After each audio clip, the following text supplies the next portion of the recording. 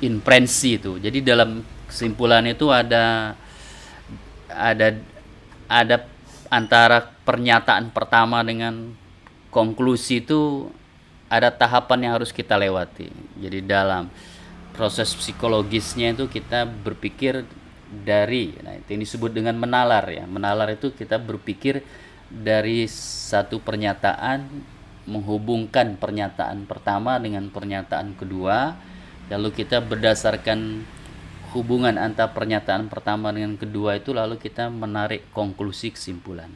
Itu yang dimaksud dengan kesimpulan. Jadi dia, nah, kalau dari satu pernyataan kita langsung menarik kesimpulan, nah itu namanya penarikan kesimpulannya itu langsung itu seperti ini ya. Jika A lebih tinggi dari B, kita bisa langsung narik kesimpulan tanpa perlu pernyataan kedua. Jika A yang lebih tinggi dari B, kita langsung bisa menyimpulkan B lebih rendah daripada A gitu. Jadi kita tidak perlu ada dua pernyataan sebelumnya untuk menarik kesimpulan. Nah, ini proses penalaran seperti ini kalau di dalam usul fikih ya, yang disebut dengan nazar ya, nazari ya, nazari biasa juga disebut istidlal ya. Jadi ada kita berdalil. Nah, dalil itu kalau dalam logika itu proposisi ke satu, proposisi kedua, premis ya, premisnya. Dalil itu ada premis-premis baru natijah, konklusinya, kesimpulan. Misalnya ilmu fikih itu didefinisikan oleh para usuliyun itu, ini Al-Amidi, wa fi urfil mutasyarri'ina al-fiqhu makhsusun bil ilmi al-hasil bi jumlatin minal ahkam asy-syar'iyyah al-furu'iyyah bin nazar wal istidlal. Di fikih itu adalah khusus untuk ilmu yang diperoleh ya. Ilmunya adalah berupa hukum-hukum syariat yang furu'iyah yang dihasilkan oleh nazar atau istidlal. Nah, nazar atau istidlal itu di dalam logika atau filsafat yang disebut dengan inferensi yang dihasilkan dari penarikan kesimpulan. Proses penarikan kesimpulannya bagaimana? Misalnya kalau Anda mengatakan bunga bank itu haram misalnya, itu kan kesimpulan sudah ya, istinbat namanya, konklusi. Bunga bank itu adalah haram. Yang jadi pertanyaannya adalah apa alasan? Nah, kalau apa alasan itu berarti kalau dalam logika premisnya apa? Kalau dalam usul fikih dalilnya apa? Nah gitu loh. Apa dalilnya Anda mengatakan bahwa bunga bank itu adalah haram? Nah, berarti di situ kita dituntut untuk melakukan inferensi atau nazar namanya, nazar ya.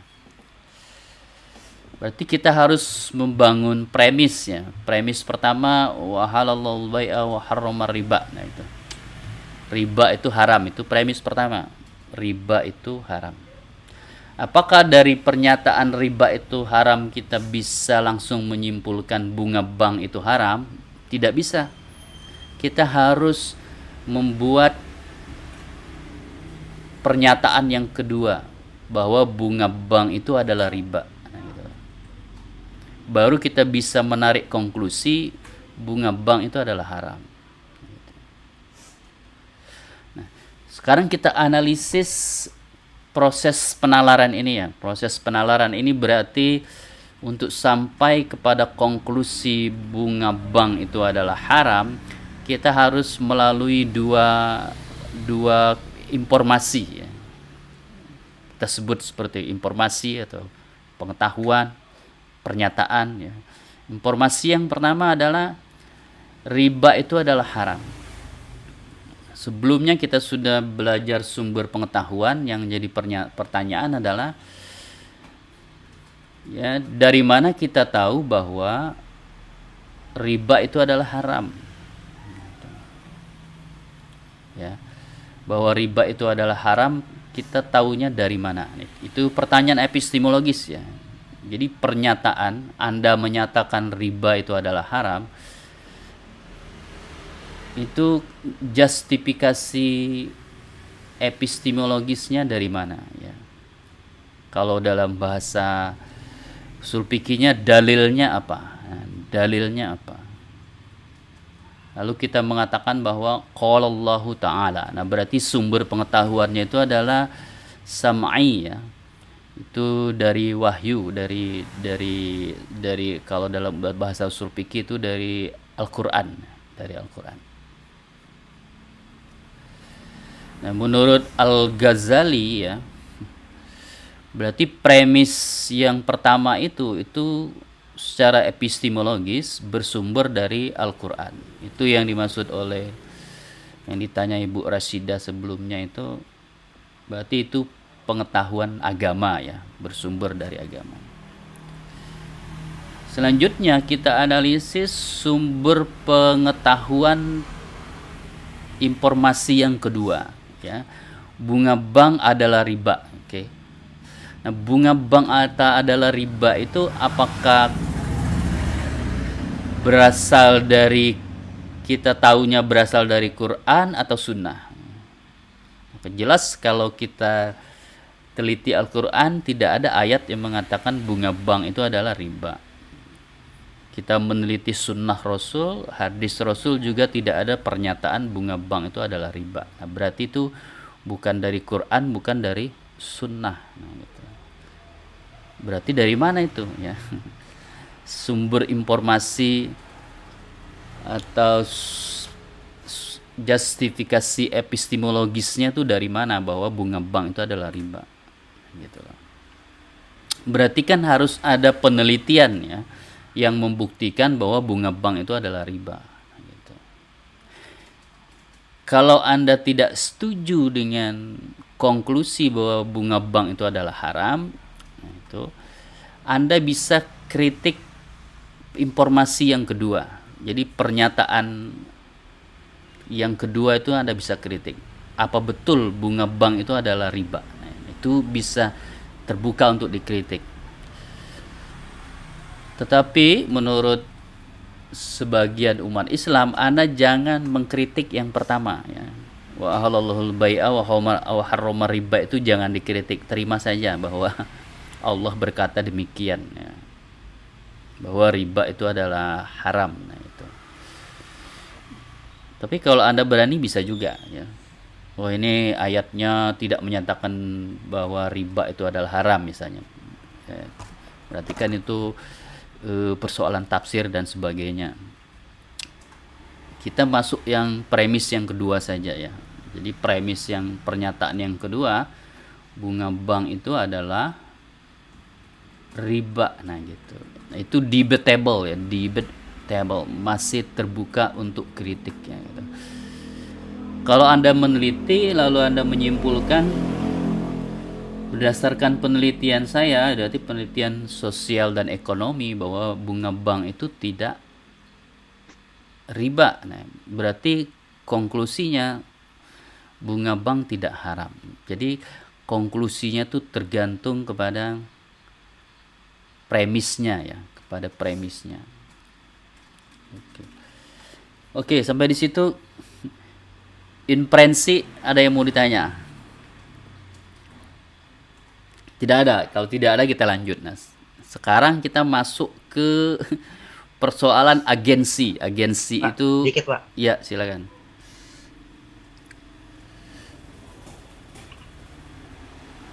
Sedikit. Ya, silakan. Yang mengenai premis ini mirip-mirip yang di ilmu mantik itu kok, Pak? Iya, ini memang logika. Mirip-mirip di ilmu mantik itu kok, Pak? Itu logika memang. Memang logika.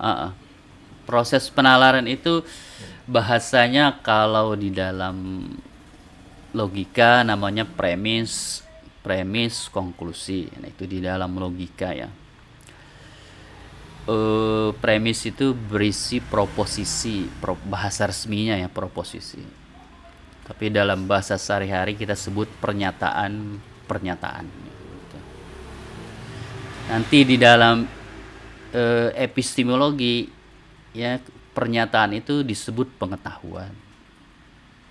Ya, pengetahuan bahwa bahwa riba itu adalah haram, itu adalah pengetahuan secara epistemologis kita peroleh dari Al-Qur'an ya kan gitu.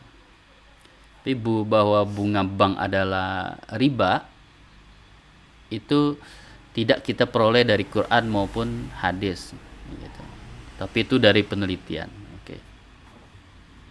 Nah, oleh karena itu hukum fikih tadi itu yang di dalam definisi Al-Amidi itu ya al-ilmu al-hasil bi jumlatin minal ahkam asy-syar'iyyah al-furu'iyyah bin nazar wa istidlal. Jadi hukum bahwa bunga bank itu adalah haram itu diperoleh dengan nazar, diperoleh dengan proses penarikan kesimpulan dengan nalar ya, dengan istidlal, dengan menggunakan dalil-dalil atau premis-premis. Nah, gitu. Nah, sekarang ada persoalan di situ berarti ya. Apakah fikih itu hukum Tuhan? Hukum Tuhan itu hukum Allah atau hukum buatan manusia? Nah, itu persoalannya ya. Fikih itu hukum buatan manusia atau hukum indallah? Apakah hukum pada menurut Allah atau hukum menurut manusia gitu. Jadi ada pertanyaan seperti ini. Apakah bunga bank haram itu adalah haram menurut Tuhan? Atau jangan-jangan menurut Tuhan sebenarnya tidak haram? Manusia saja yang menyimpulkan bunga bank itu adalah haram gitu. Kenapa pertanyaan seperti itu muncul? Karena premis yang kedua tadi, bunga bank adalah riba. Itu Tuhan tidak pernah mengatakan bunga bank itu adalah riba. Ya, itu adalah pernyataan manusia gitu. Mau Anda sebut dia ulama, mau Anda sebut dia peneliti atau ahli ekonomi atau ahli ilmu sosial ya, tapi bahwa pernyataan bunga bank itu adalah riba ya, tidak ada satupun yang berani mengatakan bahwa Tuhan ya qalallahu ta'ala bahwa bunga bank itu adalah riba. Nah itu kalau Allah Ta'ala itu cuma yang pertama tadi, yang pernyataan yang pertama ya, bunga bank itu adalah riba itu adalah haram karena berdasarkan wa ahlallahu bai'a wa harama ar-riba gitu. Jadi yang debatable itu, yang masih bisa diperdebatkan dan terbuka untuk ya, karena ini adalah pemahaman manusia. Makanya al-fiqhu itu namanya pemahaman ya. Al-fiqhu pemahaman. Siapa yang melakukan pemahaman? Ya manusia ya. Manusia itu nanti disebut kriterianya adalah mujtahid atau ulama ya. Kenapa disebut pemahaman? Karena di situ ada proses inferensi, ada proses penarikan kesimpulan yang disebut dengan nazar ya. Ada istidlal di situ. Nah, istidlal itu ternyata tidak semuanya berdasarkan kepada ya Al-Qur'an ya. Jadi ada premis tadi, ada dalil tadi yang tidak berasal dari Al-Qur'an. Dalil yang kedua ya, bahwa bunga bank itu adalah riba, itu bukan dalil Quran, bukan dalil sunnah ya. Tapi itu dalil yang dibuat oleh manusia. Jadi, penelitian yang dilakukan oleh orang bahwa ya itu penelitian yang dilakukan orang bahwa ya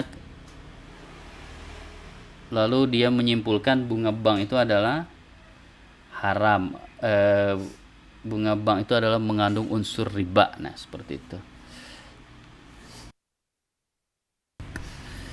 Kembali ke laptop ya. Nah itu Pak. Iya silakan, itu proses inferensinya ya, silakan. Oke, Nasrun Pak. Ya silakan Pak Nasrun. Saya ingin nanyakan Pak, ketika epistemologi atau hasil kesimpulan tadi disebut ilmu. Terus ketika ilmu itu atau hasil kesimpulan itu kita tidak menemukan premis sebagai dasar dalil tadi, Pak. Contoh misalnya di Quran disebut babi itu haram. Tapi kan kita hanya tahu dalil itu kan dalil dari Quran. Tetapi dalil ilmiah itu kan masih dicari misalnya. Nah, itu apakah dimungkinkan sebuah ilmu itu bisa terjadi penarikan proses kesimpulan atau referensi tadi, tetapi kita tidak menemukan premisnya, begitu Pak Prof. Terima kasih. Ya, yang dimaksud premis itu ya pernyataan yang menjadi landasan bagi kita untuk menarik kesimpulan. Pernyataan yang menjadi landasan kita untuk menarik kesimpulan, ya. Kalau kita tidak menarik kesimpulan, maka dia tidak disebut premis, ya gitu. Jadi kalau saya melihat daun itu hijau, nah itu daun itu hijau itu bukan premis. Kita taunya langsung dari melihat, nah gitu. Kita taunya langsung dari melihat. Jadi di situ tidak ada penarikan kesimpulan. Tidak ada penarikan kesimpulan. Ya. Tapi kalau ya kita melihat ada orang berpakaian hijau, lalu kita bilang itu Ali, ya gitu. Karena tadi Ali keluar pakai pakaian hijau. Nah, itu namanya penarikan kesimpulan. Dari jauh kita nggak lihat mukanya, kita lihat warna pakaiannya saja. Lalu kita simpulkan itu Ali. Nah, kesimpulan itu berdasarkan ada premis tambahannya. Tadi pagi Ali keluar pakai baju hijau. Ya. Kalau kita melihat ada orang pakai baju hijau, lalu kita simpulkan itu Ali. Nah, itu ada tambahan premisnya. Kalau tidak ada tambahan, ya kita dekati, ya, oh itu adalah Ali. Nah, itu namanya tidak ada penarikan kesimpulan, ya. Sama kalau kita di luar rumah lalu kita melihat air berjatuhan dari langit, nah kita mengatakan hujan. Di hujan itu kita lihat langsung. Kita tidak menarik kesimpulan di situ. Tetapi ya, ketika kita di dalam rumah lalu kita mendengar ada suara air di atas genteng, lalu kita mengatakan hujan, nah itu namanya menarik kesimpulan. Karena suara air di atas genteng itu belum tentu hujan. Nah gitu loh. Bisa jadi airnya itu ya ada di sebelah pemadam sedang latihan, ya kan gitu. Lalu airnya jatuh ke genteng, lalu kita menyimpulkan hujan. Nah, belum tentu. Kesimpulannya bisa salah. Nah gitu loh. Kesimpulannya itu benar atau salahnya tidak itu jadi tergantung premisnya. Kalau ternyata airnya itu berasal dari pemadam, nah berarti kesimpulan kita salah bahwa telah terjadi hujan. Nah, seperti itu. Nah, itu yang dimaksud kesimpulan. Jadi ada premis kedua yang harus dilewati. Nah gitu loh. Ada penarikan gitu. Kalau tanpa dilewati namanya itu penalaran langsung. Nah, perlu premis yang kedua itu seperti ini. Yang wala taqul lahuma uffin. Jangan berkata kepada kedua orang tua itu Nah gitu. Nah, sekarang pertanyaannya, boleh memukul orang tua tidak? Berdasarkan ayat itu. Ya.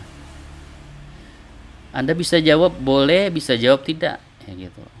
Kenapa? Karena ayat itu tidak mengatakan tidak boleh memukul, ya. Tidak, yang cuma dikatakan tidak boleh berkata gitu loh. Wala taqul lahuma uffin. Dari mana Anda menyimpulkan tidak boleh dari ayat itu tidak boleh memukul orang tua? Anda harus membangun premis yang kedua, ya. Berkata saja tidak boleh, apalagi memukul. Nah gitu loh. Itu kan premis berkata saja tidak boleh, apalagi memukul itu. Nah itu sudah ya tidak berasal dari Quran dan Sunnah lagi, tapi itu adalah penalaran kita. Ya. Bisa jadi menurut kebudayaan kita, ya, menurut kebudayaan kita memukul orang tua itu lebih ya kejam daripada menyakitinya dengan perkataan. Gitu. Itu premisnya. Jadi premis kedua itu berasal dari kebudayaan. Baru kita menyimpulkan memukul orang tua tidak boleh berdasarkan ayat itu. Nah, gitu. Nah, itu yang namanya proses penyimpulan. Nah, gitu. Proses penyimpulan. Nah, masalah ilmiah atau tidak, ya, kalau di dalam hukum Islam sumber hukum atau sumber pengetahuan itu adalah salah satunya adalah Al-Quran, ya. Jadi bukan penelitian ilmiah, ya. Penelitian ilmiah itu tidak dijadikan sebagai sumber, tapi dia bisa digabung itu maksudnya begini, ya, untuk mengetahui bahwa babi itu adalah haram, mengetahuinya kita melalui Quran. Tapi ada kasus misalnya, apakah vaksin R misalnya, kita sebut R lah nama vaksinnya, apakah vaksin R itu mengandung babi? Nah, itu perlu penelitian ilmiah, ya, karena pernyataan vaksin R mengandung babi atau tidak mengandung itu perlu penelitian laboratorium, ya, penelitian kimia untuk membuktikannya. Jadi premis yang kedua itu dibangun berdasarkan penelitian ilmiah. Tapi premis yang pertama, babi itu haram, dibangun berdasarkan Quran. Jadi sumbernya itu adalah Al-Quran. Sumber epistemologisnya. Vaksin R mengandung unsur babi, sumber epistemologisnya adalah empiris, ya gitu. Observasi di lab, ya gitu. Baru kita menyimpulkan kalau memang di observasi di lab itu vaksin R mengandung unsur babi, lalu kita bisa narik konklusi vaksin R itu adalah haram. Nah, gitu loh konklusinya. Jadi konklusi vaksin R itu haram sangat tergantung kepada dua premis tadi, ya. Premis yang pertama bahwa babi itu adalah haram, premis yang kedua vaksin R mengandung babi. Satu saja premis itu berubah, kesimpulannya harus berubah. Nah, gitu loh. Misalnya, ternyata vaksin R setelah dilakukan penelitian di lab tidak mengandung unsur babi. Konklusinya juga harus berubah, berarti vaksin R tidak haram. Nah, gitu. Prosesnya gitu. Nah, yang tidak bisa berubah itu tadi yang pertama itu, bahwa babi itu haram, itu yang nggak bisa berubah, ya. Nah, yang bisa berubah itu karena dia empiris, ya, itu kan normatif itu karena berdasarkan Quran. Nah, yang tidak bisa berubah itu yang kedua, yang bisa berubah itu yang kedua, tergantung penelitian empirisnya, ya, apakah vaksin R itu mengandung unsur babi atau tidak. Nah, gitu.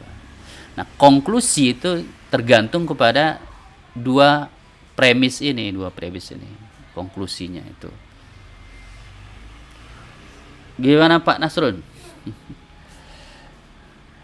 Saya menangkapnya begitu kira-kira yang dimaksud Pak Nasrun itu. Ya. Oke. Ya. Artinya ketika kita tidak menemukan